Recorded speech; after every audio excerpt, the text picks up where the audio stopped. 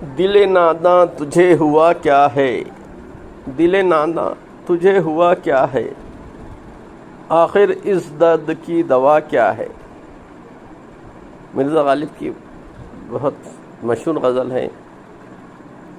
ہم ہیں مشتاق اور وہ بیزار، ہم ہیں مشتاق اور وہ بیزار، یا الہی یہ ماجرا کیا ہے۔ میں بھی منہ میں زبان رکھتا ہوں، کاش پوچھو کہ مدعا کیا ہے۔ جبکہ تجھ بن نہیں کوئی موجود، جبکہ تجھ بن نہیں کوئی موجود، پھر یہ ہنگامہ خدا کیا ہے۔ یہ پری چہرہ لوگ کیسے ہیں، غمزہ وہ عشوہ وہ ادا کیا ہے۔ شکن زلف عمری کیوں ہے، نگاہ چشم سرمہ سا کیا ہے۔ شکن زلف عمری کیوں ہے، نگاہ چشم سرمہ سا کیا ہے۔ سبزہ و گل کہاں سے آئے ہیں، ابر کیا چیز ہے، ہوا کیا ہے۔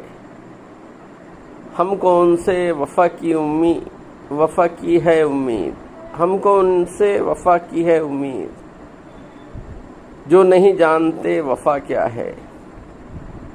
ہاں بھلا کر تیرا بھلا ہوگا، اور درویش کی صدا کیا ہے۔ ہاں بھلا کر تیرا بھلا ہوگا، اور درویش کی صدا کیا ہے۔ جان تم پر نثار کرتا ہوں، میں نہیں جانتا دعا کیا ہے۔ میں نے مانا کہ کچھ نہیں غالب، میں نے مانا کہ کچھ نہیں غالب، مفت آئے تو برا کیا ہے۔ تو آج ہم اس غزل کی تشریح دیکھیں گے۔ یہ غزل مرزا اسد اللہ خان غالب کی مشہور غزلوں میں سے ایک ہے، جو عشق، فلسفہ اور خدا کی وحدانیت جیسے موضوعات پر مبنی ہے۔ دل ناداں تجھے ہوا کیا ہے۔ اس شعر میں شاعر اپنے دل کو مخاطب کر کے ملامت کر رہا ہے کہ دل ناداں کی ترکیب سے ظاہر ہے کہ دل کو ناسمجھ قرار دے کر اس کی نادانی کی نشاندہی کی جا رہی ہے۔ شاعر کہتا ہے کہ اے نادان دل، تجھے ہوا کیا ہو گیا ہے کہ تو ایک ایسے بے وفا محبوب سے امید وفا رکھے ہوئے ہے جو وفا سے ناواقف ہے۔ اس درد عشق کی کوئی دوا نہیں، کیونکہ یہ آرزو وصل کبھی پوری نہیں ہو سکتی۔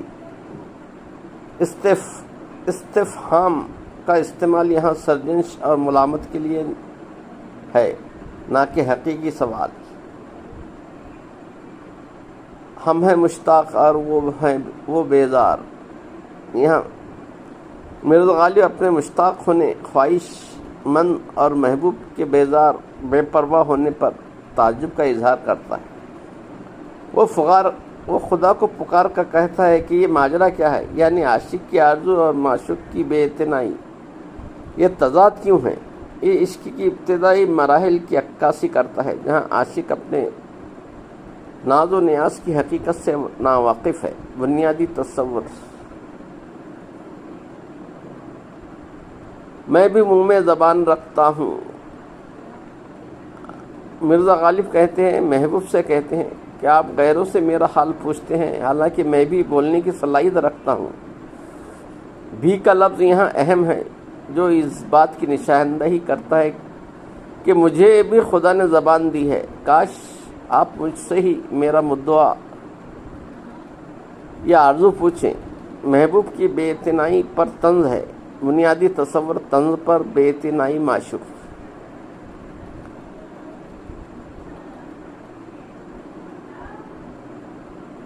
جبکہ تجھ بن نہیں کوئی موجود۔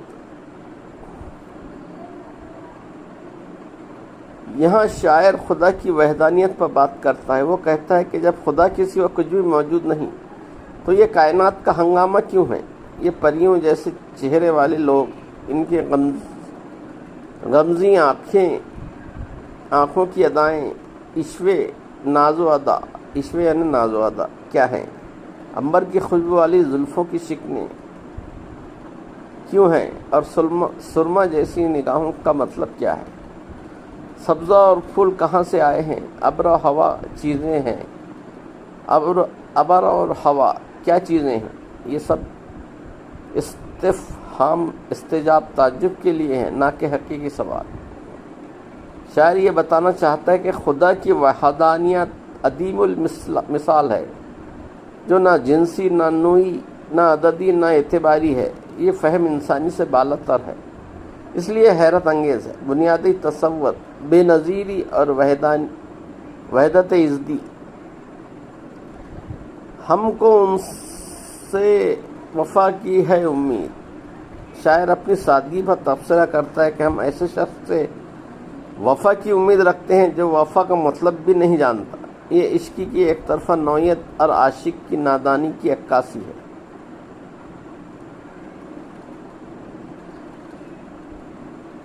ہاں بھلا کر تیرا بھلا ہوگا۔